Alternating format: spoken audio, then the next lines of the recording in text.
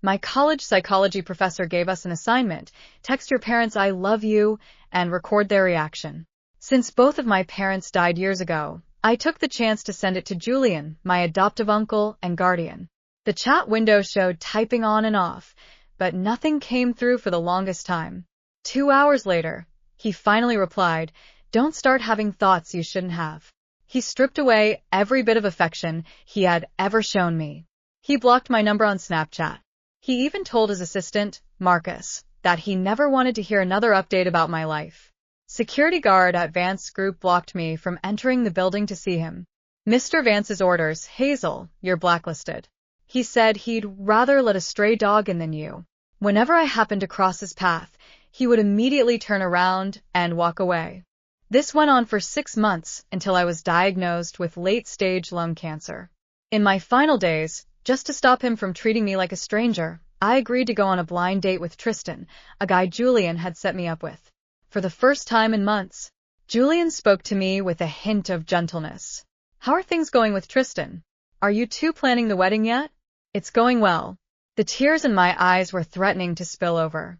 I couldn't bear to ruin this rare, peaceful conversation. So, I described the wedding of my dreams, planning it. The venue will be themed with lavender. My favorite. The ring will be a purple diamond shaped like a lavender blossom. The more he listened, the tighter his brows furrowed. Finally, as if he couldn't stand listening to me anymore, he cut me off. "As long as it's being planned, just remember, Hazel, I will always be your uncle. We will always be family. And this place will always be your home." He looked around my room, which was already half empty, and added, "Have you moved your things to Tristan's place? That's fine. Whatever you left behind, I'll have someone buy you new ones." Sharp needle, like pain, pierced my heart. I forced a smile and shook my head. I probably won't be coming back here to live anyway. Honestly, it wasn't that I wouldn't come back often. I was never coming back. And my bags weren't at Tristan's. They had already been shipped overseas. Dr. Miller had scheduled me with a lung cancer specialist in Switzerland in 3 days, on the day of Julian's wedding to his fiancée, Victoria. I would leave this place for good. Whether the surgery succeeded or failed, I would stay in Switzerland forever. Julian's face darkened slightly. He looked like he wanted to say something else. I spoke quickly before he could. "Julian, do you know what kind of flowers Victoria likes?"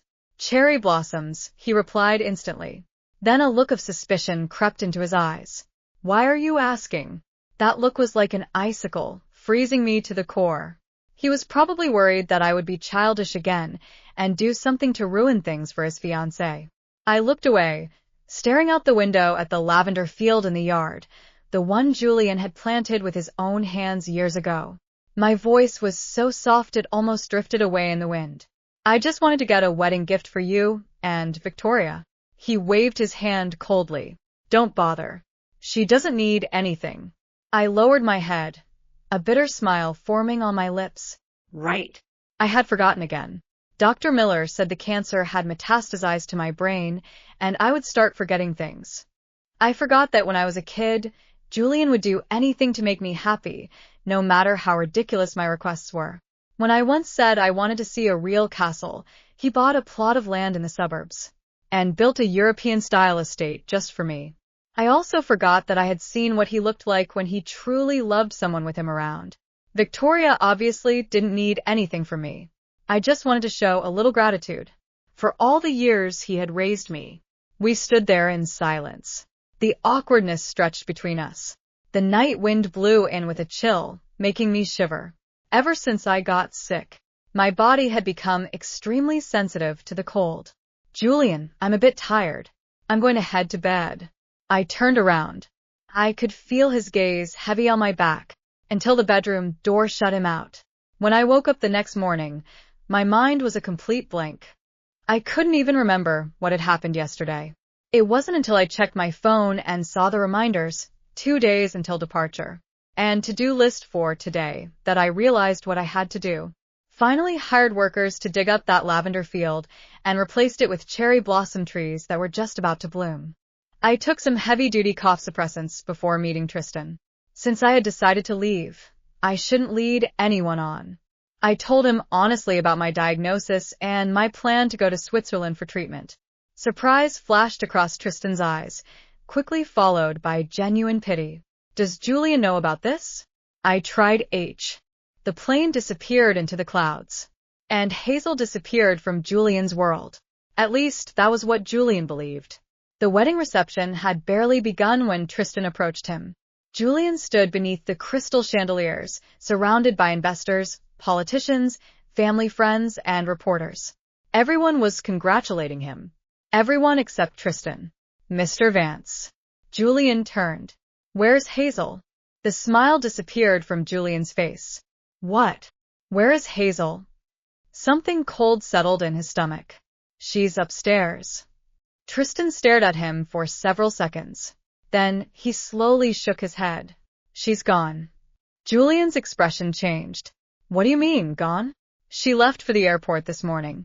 The champagne glass in Julian's hand stopped halfway to his lips. Why? Tristan looked at him with something dangerously close to anger. You really don't know? Julian's jaw tightened. Know what? Tristan pulled an envelope from inside his jacket. This. He handed it over. Julian opened it. The moment he saw Hazel's signature, his fingers went numb. It was a share transfer agreement. Every share Hazel had inherited from her parents was being transferred to him. All of it. At the bottom was a handwritten note. Thank you for raising me. Julian stared at those 6 words. His heart began pounding. Where did she get this? Her parents' trust. Why would she give it to me? Tristan's expression hardened. Because she thought she owed you. Julian looked up. Thought. Tristan took a breath. Because Hazel is dying. The room seemed to tilt. What did you say? Lung cancer. Late stage. It metastasized to her brain. Julian didn't move. The noise around him faded. The music. The laughter. The clinking glasses. Everything disappeared. Only Tristan's voice remained. She's flying to Zurich for treatment. Julian's face drained of color. When?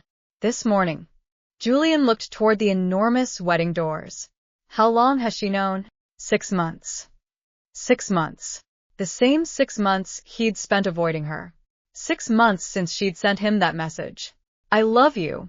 6 months since he'd stared at those 3 words until something inside him broke. 6 months since he'd replied cruelly because he believed what he was doing was necessary. He remembered every word. Don't start having thoughts you shouldn't have. Have some self-respect. Stop clinging to me like cheap gum. His stomach twisted. He had thought pushing her away would protect her.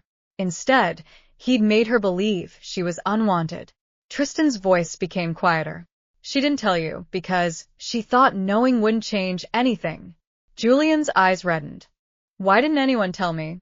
Because you made it very clear you didn't want to hear anything about her. Julian closed his eyes. Marcus, his assistant. The day he'd ordered him never to mention Hazel again. The security guards. The blacklist. Every time Hazel had appeared somewhere, Julian had turned away. He had convinced himself that if he acted cruel enough, she would eventually let go. He hadn't known she was already letting go of life. Where is she now? Probably in the air. Julian grabbed his phone. He opened Hazel's contact. The screen showed nothing. Blocked. He tried calling. Nothing. Again. Nothing. His breathing became uneven. Then he remembered something. The last message she'd sent him. He opened Snapchat. Her account was gone. Or perhaps he had blocked her. His hands trembled. Get me the flight information. Tristan didn't move. Julian. Now. Even if you catch her, what are you going to say? Julian looked at him. For the first time in years, there was no arrogance in his expression. Only terror. I don't know. His voice cracked. But I have to tell her. Tristan stared at him. Tell her what? Julian looked across the reception hall. At the lavender flowers. The purple diamonds. The wedding she'd described. The wedding he had secretly ordered exactly as she'd imagined. Because he had remembered. Every single detail. He had spent the past month pretending the decorations were for Victoria. They weren't. They were for the girl who had once sat beside him in the garden and described her dream wedding while laughing. Lavender. A purple diamond. petals falling from the ceiling. A beautiful dress. A family gathered around her. Julian had remembered every word, because he had loved her, not as a man loved a woman, but as the uncle who had raised the little girl he'd promised her dying parents he would protect. And 6 months ago, when Hazel had texted him those 3 words, he'd panicked. He'd thought she was becoming emotionally dependent on him in an unhealthy way. So, he'd done the one thing he thought would force her to become independent. He had destroyed the only home she'd ever known. And now she had left it forever. Julian suddenly turned. Cancel the reception. Tristan caught his arm. You can't. I don't care. Victoria is your bride. Julian froze. Slowly he looked tea. 3 hours later, Hazel woke briefly. The plane had crossed into another time zone. Her head throbbed.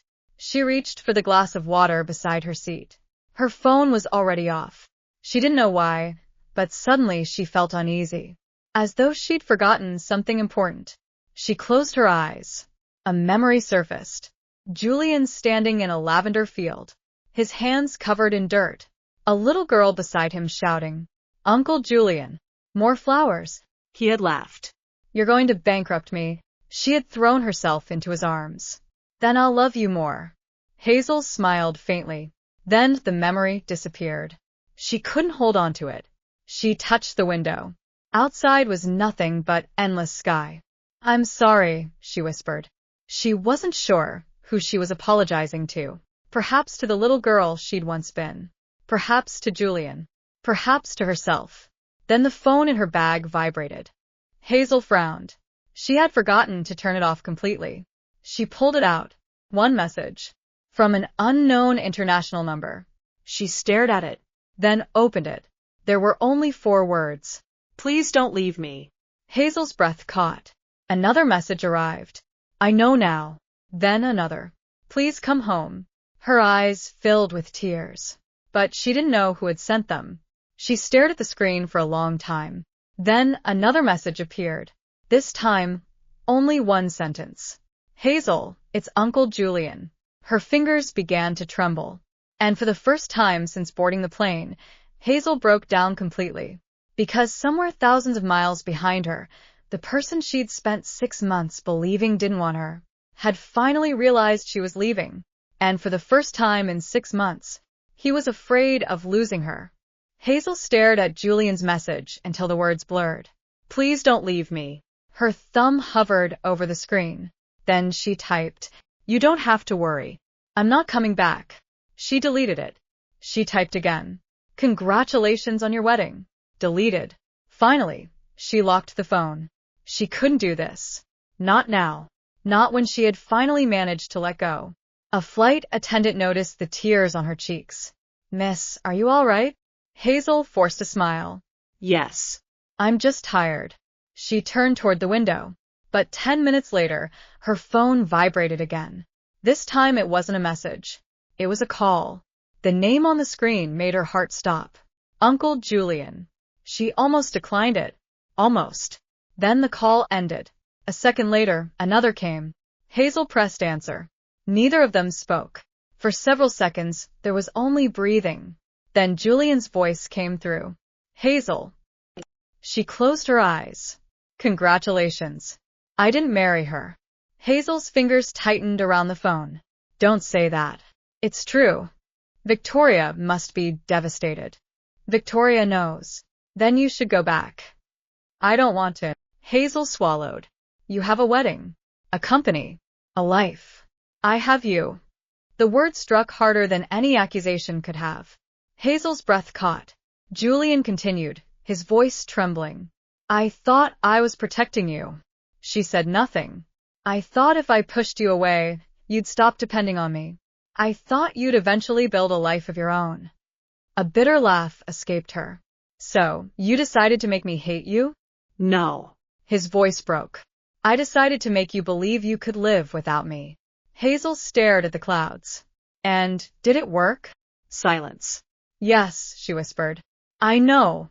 Julian sounded like he was crying now. And that's what I can't forgive myself for. Hazel closed her eyes. 6 months ago, those words would have been everything she needed. Now, they were almost meaningless. I'm sick, Julian. I know. I'm dying. I know. I might not survive the surgery. I know. Her tears finally fell. Then why are you calling me? Because if you die, I don't want the last thing you remember about me to be me telling you to have some self-respect. Hazel covered her mouth. I want you to remember the castle. Her shoulders shook. The lavender field. She cried harder. The candy shop. Another breath. And the stupid little red bicycle you wanted when you were 7. A broken laugh escaped her. You remember that? I remember everything. Hazel looked down at her trembling hands. I don't. Julian went silent. The doctor said I'll keep forgetting things. I'll remember for you. She squeezed her eyes shut. I can't come back. You don't have to. What? I'll come to Switzerland. No. Hazel. You have your company. I have employees. You have a family. You are my family. You have Victoria. There was a long silence. Victoria gave me the ring back. Hazel's heart sank. Julian, the wedding was never what you thought. Then what was it? He exhaled shakily. Do you remember telling me about your dream wedding? Hazel didn't answer. I remembered every detail. She looked at the photo Tristan had sent her. The lavender, the purple diamonds, the falling petals. I wanted to give you that. Her heart broke all over again. Why? Because I knew you'd never ask for it. Then why was Victoria wearing white? Because I thought I could move on. He laughed bitterly. I was wrong. Hazel stared at the dark window. Julian, I'm not the same girl anymore. I know. I don't want to spend my last days waiting for someone who might change his mind again. I won't. You don't know that. I do. His voice became firm. Because losing you once was enough. Hazel couldn't answer. Then Julian said quietly, I'll be waiting when you land. Her eyes widened. Don't. I already booked a flight. You can't. I can. Julian. I'll sit in the hospital corridor if they won't let me into your room. She began crying again. I'll wait outside. Stop. I'll wait a year. Please. I'll wait 10. Her voice finally broke. Why? Julian answered without hesitation. Because you waited 6 months for me to remember how much you mattered. The line went silent.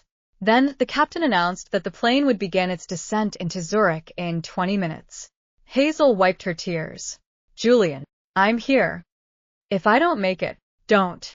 If I don't make it, she repeated, don't spend your life blaming yourself. He didn't respond. Promise me. I can't. Julian, I can't promise something I know I won't be able to do. Hazel smiled sadly. You're still stubborn. So are you. For the first time in months, she laughed. It was tiny, weak, but real. Julian heard it, and on the other end of the phone, he began to cry. When Hazel finally landed, she didn't see Julian. For one brief second, she felt relieved. Then she realized someone was standing near the arrivals gate. A tall man in a dark coat. His face was exhausted. His hair was disheveled. He looked nothing like the powerful Julian Vance who had appeared on every billboard in the city that morning. He looked like the man who had once carried a feverish little girl through the rain. Hazel stopped walking. Julian saw her. Neither moved. Then his eyes fell to the suitcase in her hand. And finally to the photograph of her parents tucked carefully against her chest. His face crumpled. He walked toward her. Hazel instinctively stepped back. He stopped immediately. He didn't touch her. He only whispered, Welcome home, Hazel. She looked at him through tear-filled eyes. I don't have a home anymore. Julian's eyes reddened. Then let me build you one. She shook her head. It's too late. He nodded. I know. Then he pulled something from his coat pocket. A tiny purple candy. The kind he used to buy for her when she was little. He held it out. I brought you the last one. Hazel stared at it. Her lips trembled. I thought I'd eaten my last one on the plane. I know. She looked up. How? Because I was the one who arranged for them to be handed out. Hazel froze. Julian smiled through his tears. I wanted everyone in the city to have a little happiness today. His voice cracked. But the only person I wanted to give one to, he looked at her, was already leaving. Hazel finally reached for the candy. Their fingers touched. And for the first time in 6 months, Julian didn't pull away. Neither did Hazel. The candy trembled between Hazel's fingers. She stared at Julian. You shouldn't have come. I know. You should be at home. I don't have one. You have the Vance estate. That stopped being home when you left. Hazel looked away. She wanted to be angry. She wanted to tell him that 6 months of cruelty couldn't be erased by one airport apology. But her body betrayed her. A violent cough tore through her chest. She doubled over. Julian's face changed instantly. Hazel. He reached for her, then stopped himself. Can I? She nodded weakly. His hand settled against her back. The coughing became worse. When Hazel finally straightened, there was blood on the tissue in her hand. Julian saw it. His face went completely white. But he didn't panic. He simply took off his coat and wrapped it around her shoulders. We're going to the hospital. The specialist is expecting me. I know. You called Dr. Miller? I called everyone. Hazel looked at him. You always were terrifying when you wanted something. His mouth twitched. I want you alive. She lowered her eyes. I'll try. No. He looked directly at her. Don't say you'll try. What should I say? Say you'll fight. Hazel gave him a tired smile. Fine. She looked at the purple candy in her hand. I'll fight. The hospital smelled like disinfectant and winter air. Dr. Miller was waiting. He shook Julian's hand but immediately turned his attention to Hazel. Ms. Vance, we need to begin the preliminary tests immediately. Hazel nodded. Julian followed.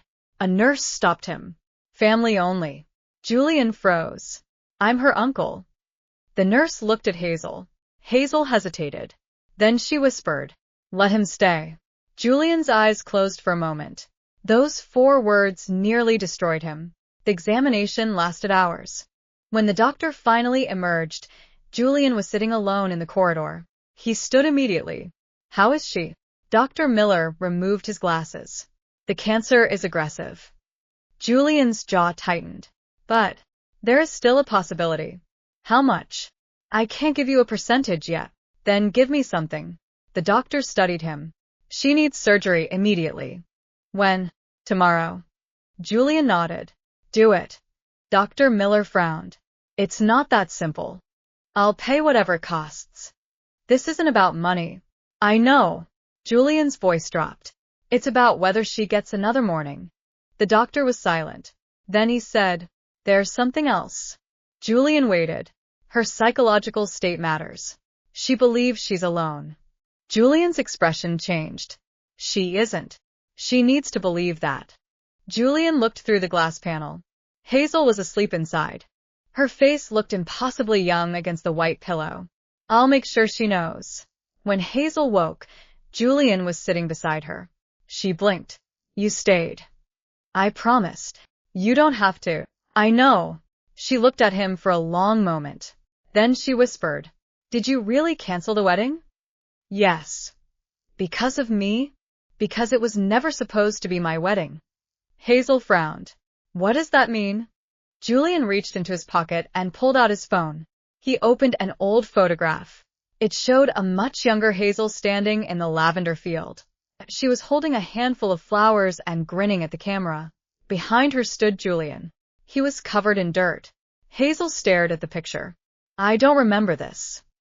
I know. He smiled sadly. You were 8.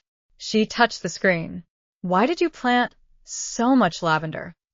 You said it made you happy. A tear slipped down her cheek. I forgot. I didn't. She looked at him. That's what scares me. What? That one day I'll look at you and not know who you are. Julian's eyes reddened. Then I'll introduce myself again. She stared at him. Every day. Every day. What if I forget my parents? I'll tell you about them. What if I forget the castle? I'll take you there. What if I forget the lavender? I'll plant another field. Her lips trembled. What if I forget you? Julian leaned closer. Then I'll make you love me again. Hazel froze. Julian immediately corrected himself. Not like that. A sad smile appeared on his face. I mean as family. Hazel looked down. I know. For a while, neither spoke. Then Hazel whispered, Uncle Julian? Yes. I'm scared. He reached for her hand. This time, she didn't pull away. So am I. I don't want to die. His fingers tightened around hers. You won't. You can't promise that. No. He swallowed hard. But I can promise you won't face it alone. Hazel closed her eyes. For the first time since her diagnosis, she allowed herself to lean against someone. Her head rested against Julian's shoulder, and Julian sat perfectly still, terrified that even the slightest movement might make her disappear. The next morning, Hazel was wheeled toward the operating room.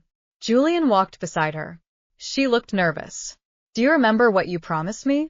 To fight. Good. She smiled. And when you wake you.